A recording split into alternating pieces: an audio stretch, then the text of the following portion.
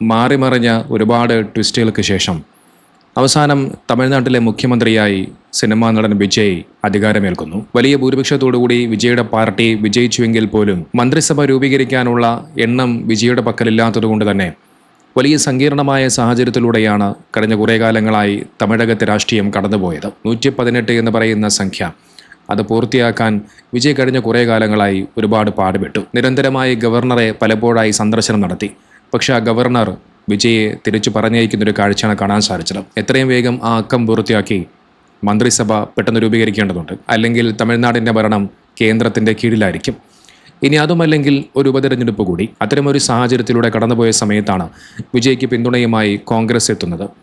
അതിനുശേഷം CPIയും CPIഎമ്മും പിന്നീട് മുസ്ലിം ലീഗും VCK എന്ന് പറയുന്ന തമിഴ്നാട്ടിലെ പാർട്ടിയുമൊക്കെ വിജയ്ക്ക് പിന്തുണ പ്രഖ്യാപിച്ചതോടുകൂടി 118 എന്നതിന് പകരം 120 എന്ന് പറയുന്ന സംഖ്യ പൂർത്തിയാക്കി.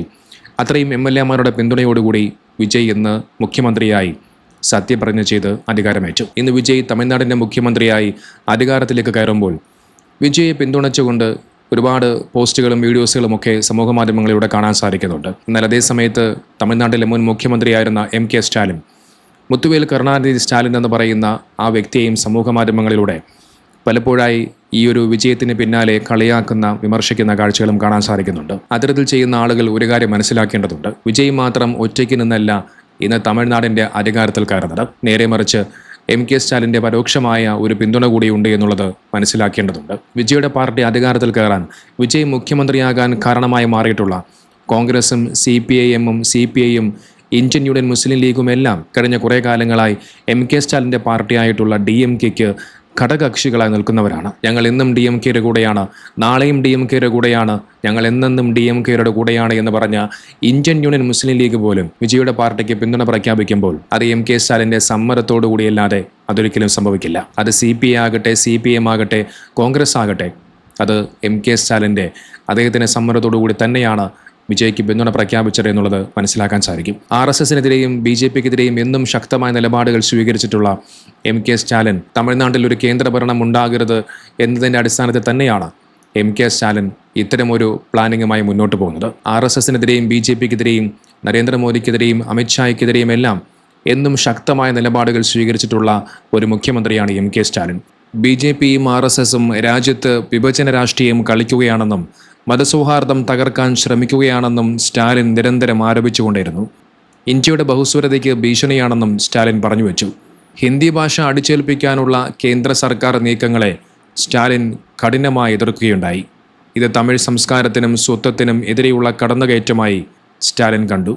സംസ്ഥാനങ്ങളുടെ അവകാശങ്ങൾ കേന്ദ്ര സർക്കാർ കവരുകയാണെന്നും ഗവർണർമാരെ ഉപയോഗിച്ച് തിരഞ്ഞെടുക്കപ്പെട്ട സർക്കാരുകളെ ശ്വാസം മുട്ടിക്കുകയാണെന്നും MK സ്റ്റാലിൻ വിമർശിക്കുകയുണ്ടായി. BJPയെ ദേശീയ തലത്തിൽ നേരിടുന്നതിനായി രൂപീകരിച്ച ഇന്ത്യ സഖ്യത്തിൻ്റെ പ്രധാന ശില്പികളിൽ ഒരാളാണ് MK സ്റ്റാലിൻ.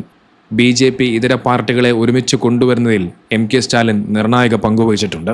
പൗരത്വ ഭേദഗതി നിയമത്തിനെതിരെ നിയമസഭയിൽ MK സ്റ്റാലിൻ പ്രമേയങ്ങൾ പാസാക്കി. BJP രാഷ്ട്രീയത്തിൻ്റെ പ്രതിനിധിയായി ഗവർണർ പ്രവർത്തിക്കുന്നുവെന്നാരോപിച്ച് ഗവർണറുടെ അധികാരങ്ങൾ പരിമിതപ്പെടുത്തണമെന്ന നിലപാടിൽ MK സ്റ്റാലിൻ ഉറച്ചുനിന്നു. ചുരുക്കത്തിൽ RSSൻ്റെ പ്രത്യയശാസ്ത്രം തമിഴ് മണ്ണിൽ വേരുപിടിക്കില്ലെന്ന് ഉറപ്പിക്കാനാണ് MK സ്റ്റാലിൻ പലപ്പോഴായി ശ്രമിച്ചത്.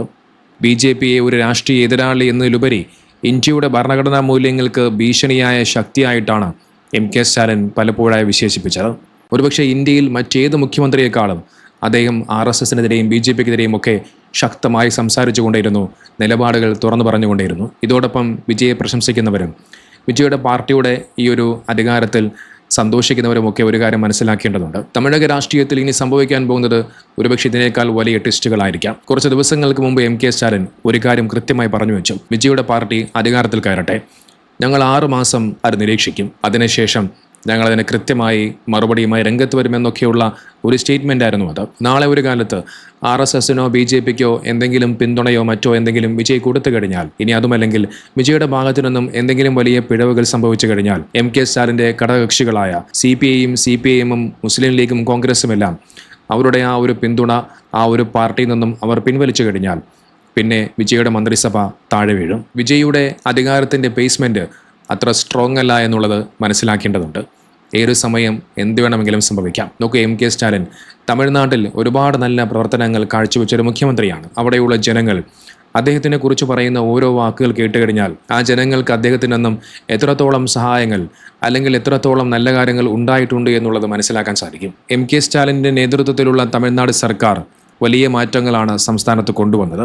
സാധാരണക്കാർക്കും സ്ത്രീകൾക്കും വിദ്യാർത്ഥികൾക്കും വലിയ ആശ്വാസമേകുന്ന നിരവധി പദ്ധതികൾ അതിൽ ഉൾപ്പെടുന്നുണ്ട്. അതിലൊന്നാണ് സർക്കാർ ബസ്സുകളിൽ സ്ത്രീകൾക്ക് സൗജന്യ യാത്ര അനുവദിച്ചത്. മറ്റൊന്ന് മകളിർ ഉരുമൈ തിട്ടമാണ്. അർഹരായ വീട്ടമ്മമാർക്ക് പ്രതിമാസം 1000 രൂപ വീതം ബാങ്ക് അക്കൗണ്ടിലേക്ക് നൽകുന്ന പദ്ധതി ഉണ്ടാക്കി. ഇന്ന് തമിഴ്നാട്ടിൽ കോടിക്കണക്കിന് വരുന്ന സ്ത്രീകൾ ഇതിൻ്റെ ഗുണഭോക്താക്കളാണ്. മറ്റൊന്ന്, സർക്കാർ സ്കൂളുകളിലെ 1 മുതൽ 5 വരെയുള്ള ക്ലാസ്സുകളിലെ കുട്ടികൾക്ക് സൗജന്യമായി പ്രഭാത ഭക്ഷണം നൽകുന്ന പദ്ധതി കൊണ്ടുവന്നു. ഇന്ത്യയിൽ തന്നെ ആദ്യമായിട്ടാണ് ഒരു സംസ്ഥാനം ഇത്തരമൊരു സംരംഭം നടപ്പിലാക്കുന്നത്. മറ്റൊന്ന് പുതുമൈ പെൺ പദ്ധതിയാണ്. സർക്കാർ സ്കൂളുകളിൽ പഠിച്ച് ഉന്നത വിദ്യാഭ്യാസത്തിന് ചേരുന്ന പെൺകുട്ടികൾക്ക് പ്രതിമാസം 1000 രൂപ വീതം നൽകി. മറ്റൊന്ന്, യുവാക്കളുടെ തൊഴിൽ നൈപുണ്യം വർദ്ധിപ്പിക്കുന്നതിനായി മറ്റൊരു പ്രത്യേക പരിശീലന പദ്ധതി നടപ്പിലാക്കി. ആശുപത്രികളിൽ പോകാൻ കഴിയാത്ത രോഗികൾക്ക് വീട്ടിലെത്തി ചികിത്സയും മരുന്നും നൽകുന്ന പദ്ധതി കൊണ്ടുവന്നു. റോഡ് അപകടങ്ങളിൽ പെടുന്നവർക്ക് ആദ്യ 48 മണിക്കൂർ നേരത്തെ ചികിത്സാ ചെലവുകൾ സർക്കാർ വഹിക്കുന്ന പദ്ധതി കൊണ്ടുവന്നു. ഇതുകൂടാതെ തമിഴ്നാടിനായി പ്രത്യേക കാർഷിക ബജറ്റ് അവതരിപ്പിക്കുകയും സാമൂഹിക നീതി ഉറപ്പാക്കാനുള്ള വിവിധ നടപടികൾ സ്റ്റാലിൻ സ്വീകരിക്കുകയും ചെയ്തു. ഇത്രയധികം നല്ല കാര്യങ്ങൾ MK സ്റ്റാലിന് തമിഴ്നാട്ടിൽ ചെയ്യാൻ സാധിച്ചിട്ടും അദ്ദേഹം തോറ്റുപോകുന്നത് വിജയ് എന്ന് പറയുന്ന ആ ഒരു താരപരിവേഷത്തിൻ്റെ, വിജയ് എന്ന് പറയുന്ന ഒരു സിനിമാ നടൻ്റെ ആ ഒരു ഇമ്പാക്റ്റ് കൊണ്ട് തന്നെയാണ്. തമിഴ്നാട് രാഷ്ട്രീയത്തിൽ സിനിമാ നടനായിട്ടുള്ള MGRന് ശേഷം പിന്നീട് പതിറ്റാണ്ടുകൾ കഴിഞ്ഞ് കടന്നു വരുന്നത് വിജയ് എന്ന് പറയുന്ന സിനിമാ നടനാണ്. വിജയ് തിരഞ്ഞെടുപ്പിലേക്ക് വരുന്ന സമയത്ത് പലപ്പോഴായി പല അഭ്യൂഹങ്ങളൊക്കെ ഉണ്ടായിരുന്നു. BJPക്ക് വോട്ട് പിടിക്കാനുള്ള സാഹചര്യം ഒരുക്കാൻ വേണ്ടിയാണ്, അല്ലെങ്കിൽ BJPയുടെ ആളായിട്ടാണ് വിജയ് വരുന്നത് എന്നടക്കമുള്ള പല അഭ്യൂഹങ്ങൾ സമൂഹ മാധ്യമങ്ങളിലും വാർത്താമാധ്യമങ്ങളിലും ഒക്കെ നിറഞ്ഞിരുന്നു. പക്ഷേ വിജയ് ഉയർത്തിപ്പിടിച്ചത് BJPക്കെതിരെയുള്ള രാഷ്ട്രീയമായിരുന്നു. തിരഞ്ഞെടുപ്പിൻ്റെ സമയങ്ങളിൽ വിജയ് BJPക്കെതിരെ ശക്തമായി പ്രതികരിച്ചിരുന്നു. ആ തിരഞ്ഞെടുപ്പുകൾക്ക് ശേഷം വിജയ് ഇന്ന് മുഖ്യമന്ത്രിയായി അധികാരമേൽക്കുന്ന ആ സമയത്ത് വിജയുടെ കൂടെ അടുത്തുണ്ടായിരുന്നത് ഇന്ത്യയുടെ പ്രതിപക്ഷ നേതാവായ ശ്രീ രാഹുൽ ഗാന്ധിയായിരുന്നു. വർഗീയതയല്ല, നേരെ മറിച്ച് മതനിരപേക്ഷ രാഷ്ട്രീയമാണ് വിജയുടെ രാഷ്ട്രീയം എന്നുള്ളത് ഇതിലൂടെ മനസ്സിലാക്കാൻ സാധിക്കും. തെരഞ്ഞെടുപ്പിൻ്റെ സമയങ്ങളിൽ വിജയ് എല്ലാ മതങ്ങളെയും ഒരുപോലെ ചേർത്ത് പിടിക്കുന്ന ഒരു കാഴ്ച കാണാൻ സാധിച്ചിട്ടുണ്ട്. അമ്പലങ്ങളിൽ പോകുന്ന കാഴ്ച, ചർച്ചുകളിൽ പോകുന്ന കാഴ്ച. അതോടൊപ്പം നിങ്ങൾക്കറിയാം, കഴിഞ്ഞ വർഷവും ഈ വർഷവും ഒക്കെ ഉണ്ടായ ഒരു സംഭവമാണ് പള്ളിയിൽ റമദാൻ മാസത്തിൽ പള്ളിയിൽ നോമ്പ് തുറക്കാനും അതോടൊപ്പം പള്ളിയിൽ നിസ്കരിക്കുകയും ഒക്കെ ചെയ്യുന്ന കാഴ്ചകൾ സമൂഹ മാധ്യമങ്ങളിലൊക്കെ വലിയ രീതിയിൽ വൈറലായിരുന്നു. അത്തരത്തിൽ എല്ലാ മതങ്ങളെയും ചേർത്ത് പിടിച്ചുകൊണ്ട് മനോഹരമായിട്ടുള്ള ഒരു ഭരണമാണ് താൻ ഉദ്ദേശിക്കുന്നത് എന്നാണ് വിജയ് ഇതിലൂടെയൊക്കെ പറഞ്ഞു വെക്കുന്നത്. അത്തരത്തിൽ എല്ലാ മതങ്ങളെയും ചേർത്ത് പിടിച്ചുകൊണ്ട് വർഗീയതയില്ലാത്ത മതസൗഹാർദ്ദമുള്ള നല്ലൊരു ഭരണം വിജയുടെ ഭാഗത്തു നിന്നും ഉണ്ടാകുമെന്ന് പ്രതീക്ഷിക്കാം. അതോടൊപ്പം RSSനെതിരെയും BJPക്കെതിരെയും MK സ്റ്റാലിൻ എടുത്ത നിലപാട് പോലെ ശക്തമായ നിലപാടും വിജയ്ക്ക് എടുക്കാൻ സാധിക്കുമെന്ന് പ്രതീക്ഷിക്കുന്നു. ഇനി എന്താണ് വിജയുടെ ഈ തമിഴ്നാട്ടിൻ്റെ ഭരണത്തിൻ്റെ അവസ്ഥ എന്നുള്ളത് കണ്ടറിയണം.